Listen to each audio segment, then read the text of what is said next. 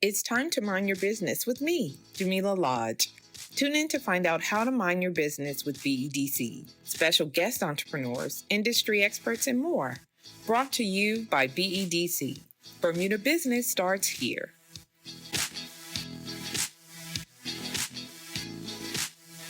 So welcome to Mind Your Business. I am your host, Jamillah Lodge, and I am very pleased and honored to have the Minister of Economy and Labor, the Honorable Jason Hayward, JP. Welcome. Thanks for having me, Jamillah. I am so pleased to have you here, especially since we are going to be talking about Economic Development Week.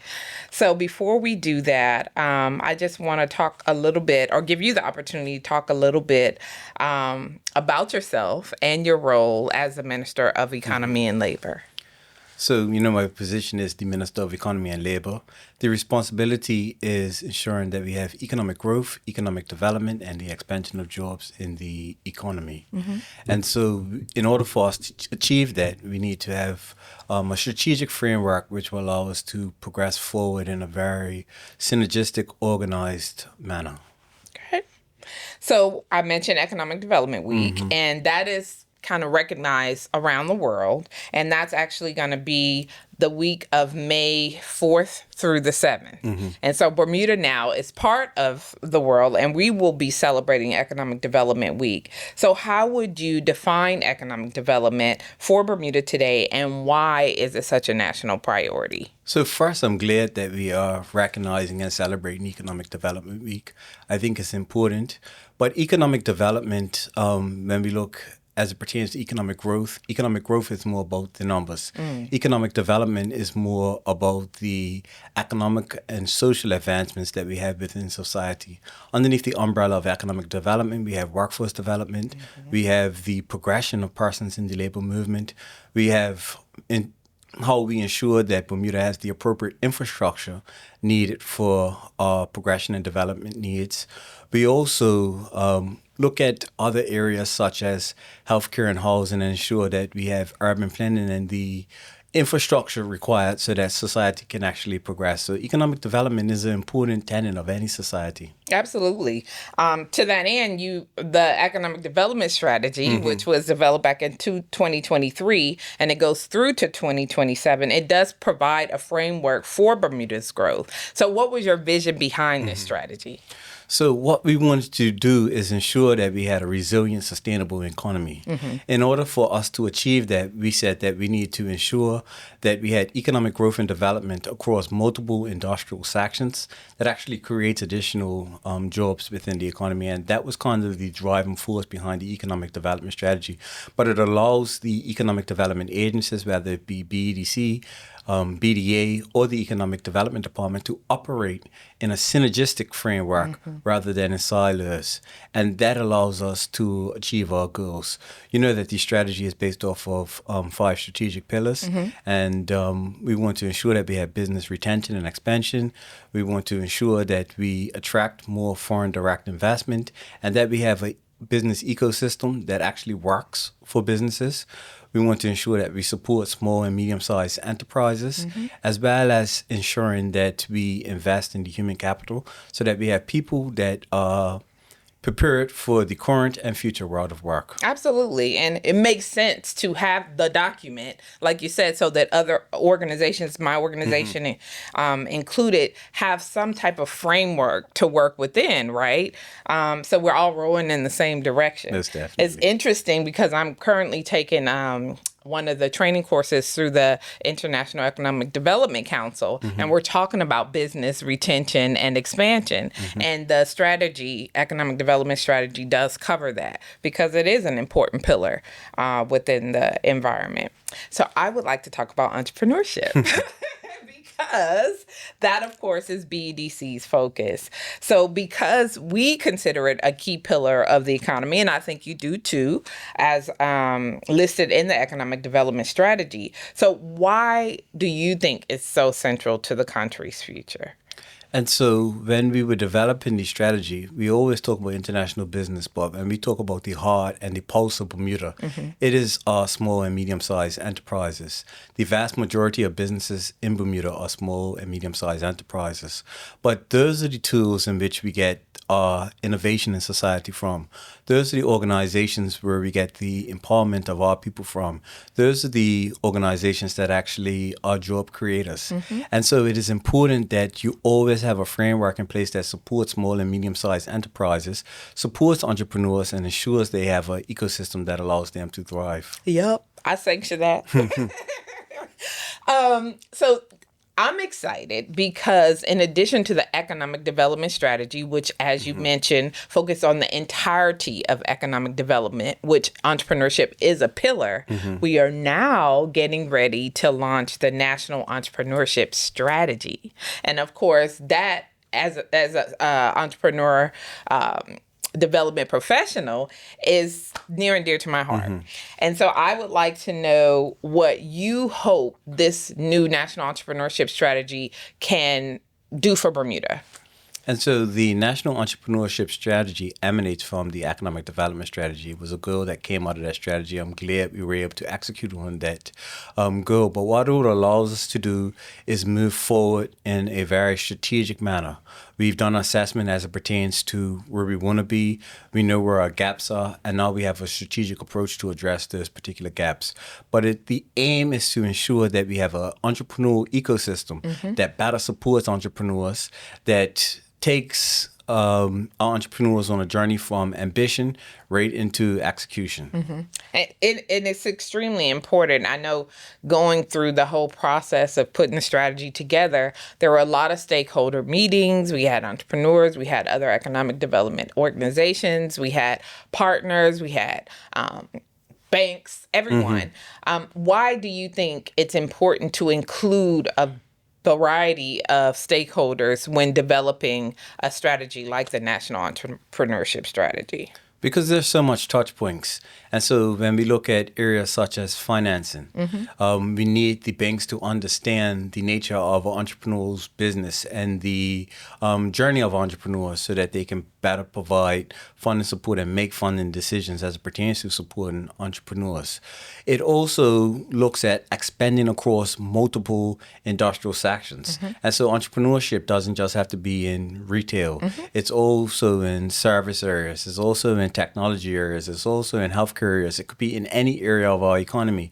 So the touch points of entrepreneurship is actually endless when it comes to our economic spectrum.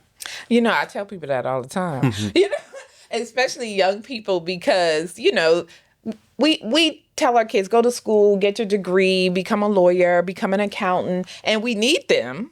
But I'm also telling them that you could start your own law firm. You could create your own, you know, accounting agency, because entrepreneurship, like you said, touches all of those different industries that we have represented in Bermuda. So having this kind of national entrepreneurship strategy to guide the nation, I think is going to be key in helping us building that strong foundation that's necessary for a thriving ecosystem. So I'm really excited about what the future holds. Now let's talk about the overall business environment and the barriers that exist. So from your perspective, what are the biggest barriers that businesses face today? I'm sure people are telling you all the time. I stop you on the street, in the grocery store. By far is the cost of doing business. And then second to that would be bureaucracy. The challenges with starting a new business. If you are a retail establishment, you have challenges with shipping and getting your goods cleared from the dock, but then also the inputs that go into your business and even trying to find appropriate accommodations for some persons so that they can carry out their business. The rental market is extremely competitive, and as a result, sometimes the rents that persons are being charged lie outside of the capacity, especially when they're starting up a new business. And so what we want to ensure is that the government looks at the critical stages of a business life and reduces as much barriers as we possibly can. We also look to see how we can provide financial support through the reduction of taxes in a number of areas. And so you'll see through numerous budgets, we've begun to reduce the taxes on business and entrepreneurs in particular so that they can have more purchasing power and more inputs or more money to utilize within their business so that their business can actually be successful and thrive. The other thing is obviously the customer base. And we have to now assist people with scaling beyond Bermuda shores. Absolutely. We agree on that because we recognize that, we have a finite number of people on the island and we want to see our businesses grow beyond the shores, right? Because that creates opportunity for not just financial growth, but it creates an opportunity for people to build wealth, you know what I mean, outside of just your traditional international business and reinsurance and that sort of thing. So definitely agree with that. And I will say that we are quasi-governmental. So a lot of the work that we do at BDC is a direct result of the support that we get from the ministry. So we appreciate that because we wouldn't be able to do these things and support the way that we do if you didn't recognize the need for it. So thank you for that. So how would you say that the government is tackling challenges such as access to financing, complex processes, and risk-averse culture? And so I'll say that from the standpoint of debt financing is like our primary source of providing support to businesses. But sometimes the financial institutions are a little risk averse, right? So that new startup idea, it's too risky, so they don't want to bank it. So how is the government tackling challenges like that? And so where possible, we see where we can provide support for loans and provide guarantees to support entrepreneurs. We also look to see how we can provide incentives, how we can reduce input to this, how we can reduce cost on construction and redevelopment of facilities and things of that nature. But just reducing bureaucracy across the board, I think, is actually what is required. But then also providing services where we provide greater levels of advice and assistance.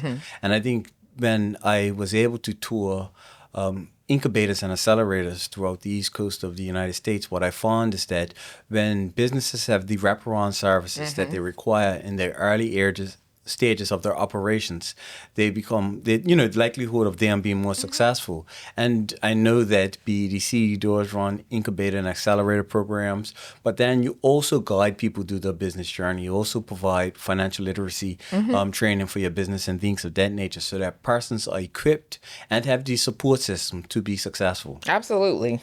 So, these things. These things that we do provide are, like I said, the result of the grant that we received from the ministry. And we recognize, too, that it is needed, right, in order for these businesses to thrive and sustain themselves. So I want to focus now on the ease of doing business because I personally think for our island so small, there is a lot of bureaucracy, right? I'm sure you hear it all the time. So what kinds of things do you envision happening to kind of reduce the amount of bureaucracy that a lot of businesses have to go through to get started? If we can have a one-stop business facility, one where they don't have to go to the social insurance department and fill out a set of forms, one where they then don't have to go through the tax department and fill out a whole separate set of forms, and then they can register the business in a whole different department. What if you can register, fill out your tax information, and be on one database? And so you don't have to duplicate the work that is actually being done. Absolutely. That is one thing that we're looking at. And then also, imagine if you can do that in a digitized environment so that we are providing digital services to our clients from a government standpoint. That is one area in which we can cut back on some of the bureaucracy and the red tape and the duplication of work that is actually being done on entrepreneur's journey. Yes. Like, let the church say amen, right? Because I know that is what's needed. And I can guarantee you that people would appreciate that, right? It's like, why does it require so many stops? Make it easy for me. And if you do, then the likelihood of me signing up for these things, which do give the government their returns, like taxes, etc., it goes up, right? So it's a win-win situation for everybody. At least that's how I like to think it. So I'm looking forward to being involved in making that a reality. And I know that our business community will appreciate that. So now I'd like to talk a little bit about workforce development, right? Because you also oversee the Department of Workforce Development, and the labor is integral to any business being successful. So the economic development strategy specifically identifies people as a priority. How does workforce development support economic growth? So, the Department of Workforce Development plays an important role in economic development. It ensures that we better position people to take advantage of job opportunities that exist within our community. And so they are responsible for assessing where the demand in labor actually is, and then ensuring that we have the adequate supply of labor that is trained and skilled to take advantage of those opportunities, and creating the bridge to training and development. And so that is their primary remit. Additional to that, they're also responsible for overseeing the Workforce Development Advisory Board, and that's where we have strategic conversations about sectors of focus and how we implement training in those particular areas. We also talk about how we better connect employers with potential employees. And you will see that's where the Bermuda Job Connect, the new job board, actually emanated from. But then we say, well, what is required from a digital platform to better service the community? And that's why you have more career guidance on there. You have micro-credentials that people can earn on there, but a better way to connect employers and employees. And then they're also responsible for the National Certification and Apprenticeship Board. That's focused on ensuring that we have an expansion of apprenticeship programs, focusing the areas of skills trades, as well as ensuring that we have robust certification framework in place as well. Yeah, I think it's extremely important. And I also think that there's benefit there to entrepreneurs and business owners, because through that apprenticeship program, they can sometimes get access to talent that the government will pay for. Which helps to alleviate that the overhead costs associated with starting business. So I'm always sending people, I'm like, look, try and see. They may not have a certification program now, but my working with them, it seems like they're open. Like if industry is willing, right, then maybe there's an opportunity to develop new certification programs, because especially if that's what industry is saying they need, right? Most definitely. Yeah. Yeah.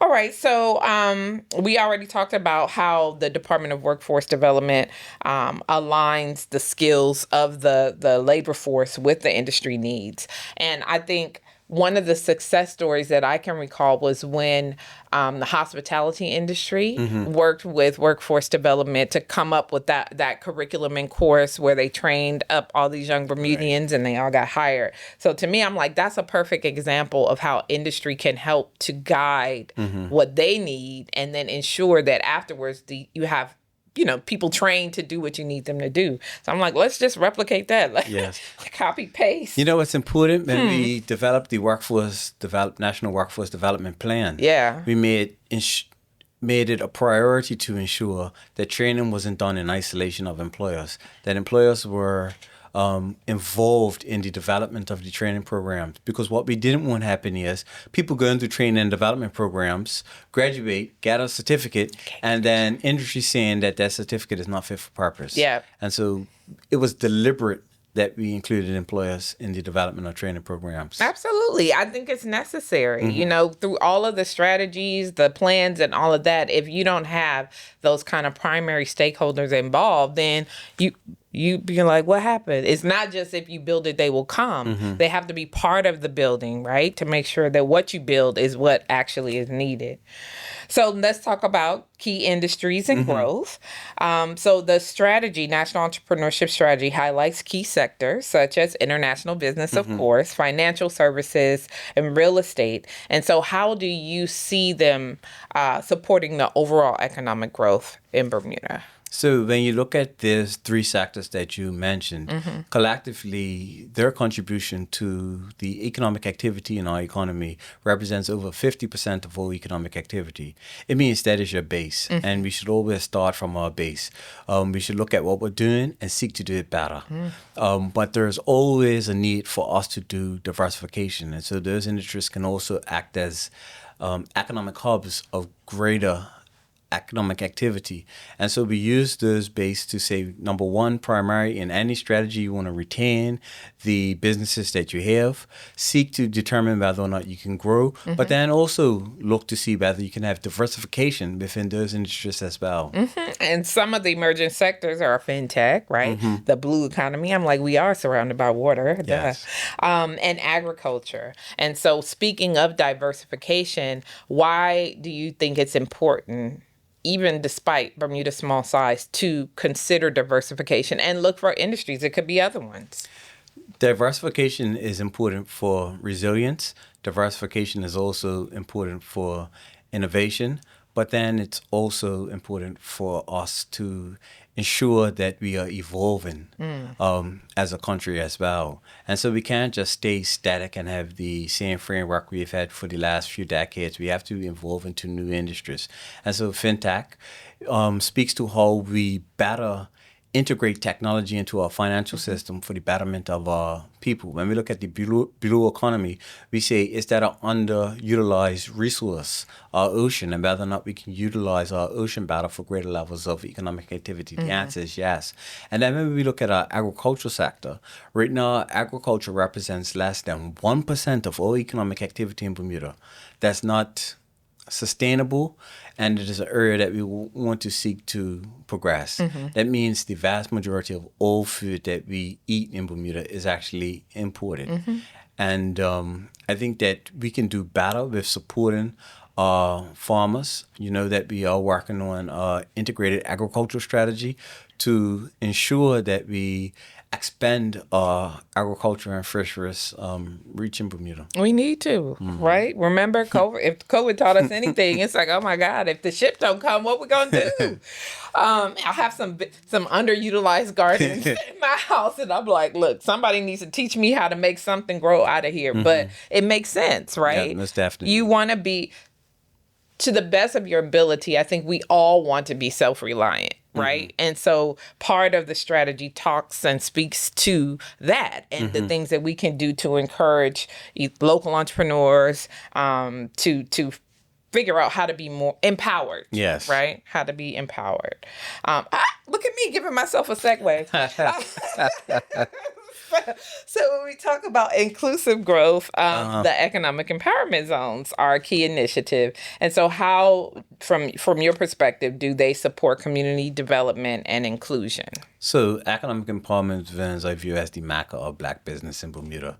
And so that's where most of our Black business owners actually operate in those zones. But they also have cultural and historic significance to our overall island, but also cities that they operate in, or the geographical areas that they actually operate in. And it's good that we actually preserve the cultures in those particular areas. But they are specifically designed to provide a framework to support what we will call traditional businesses in Bermuda.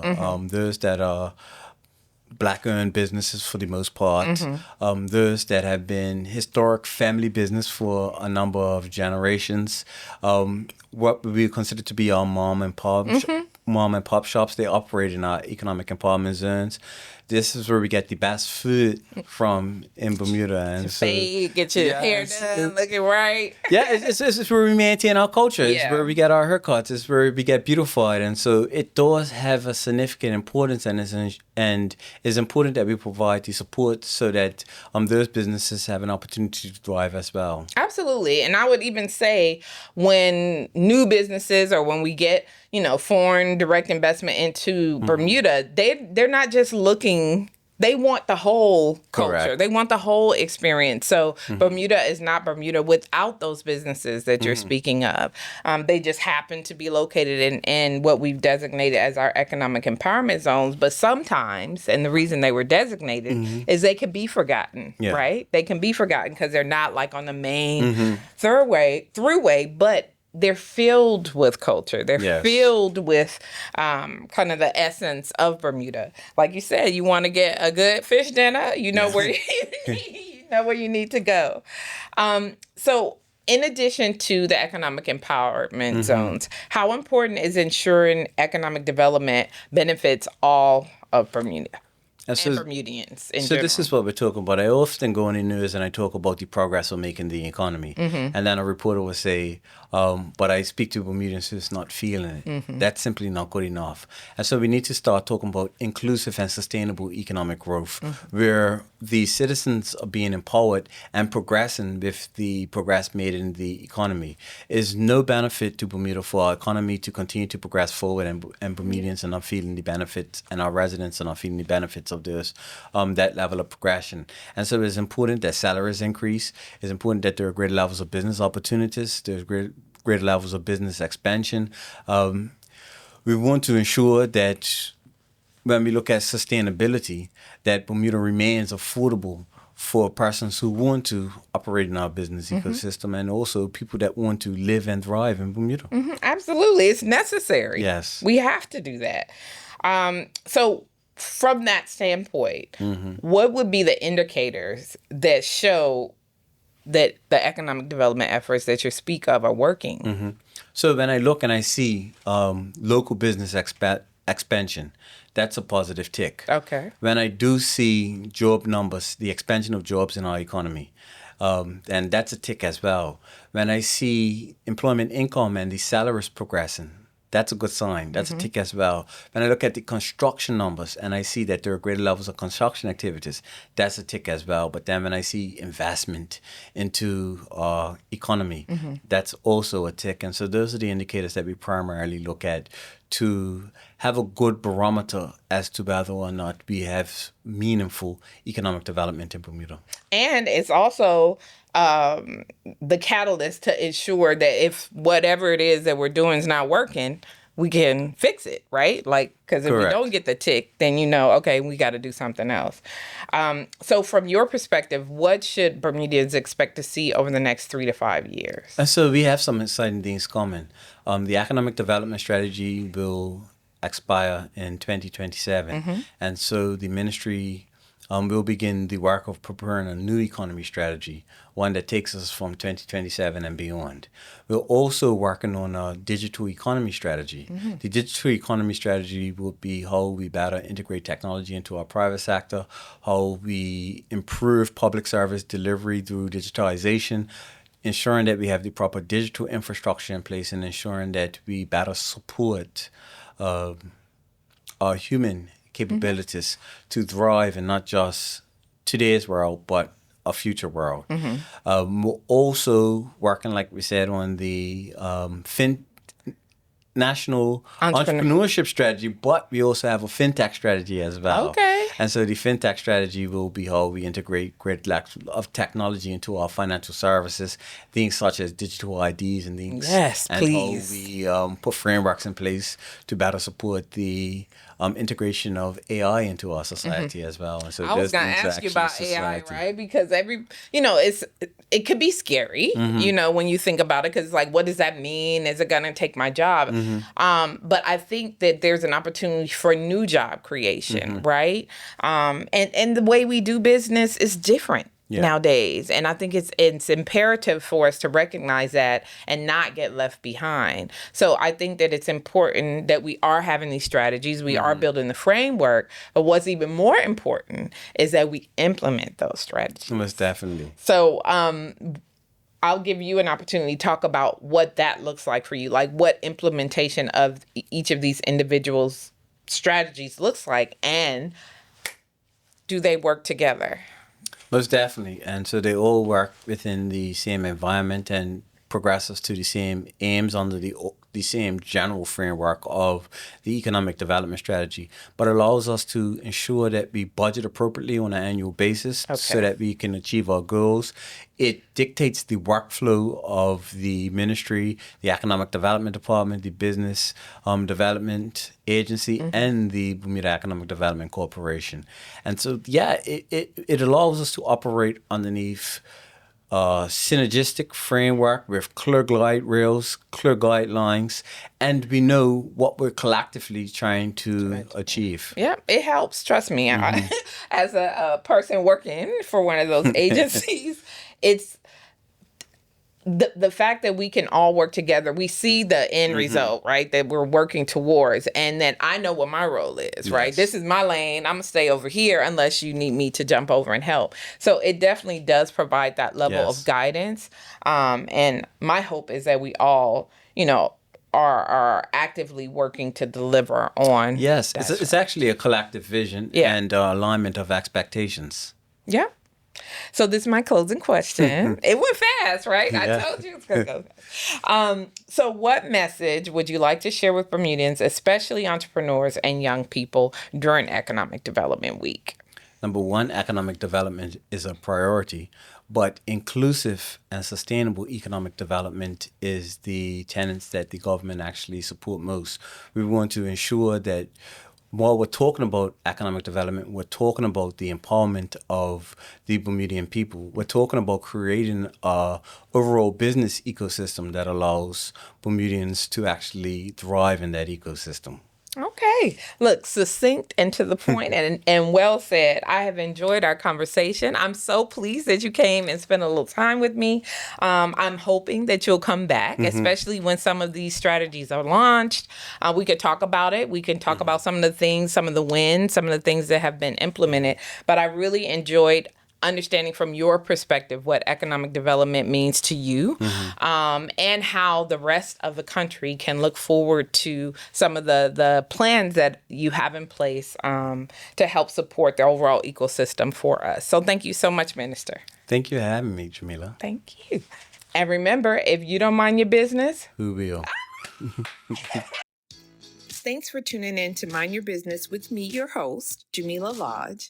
Tune in next week, Thursday at 4 p.m. because if you don't mind your business, who will? Mind Your Business is brought to you by BEDC. Bermuda Business starts here.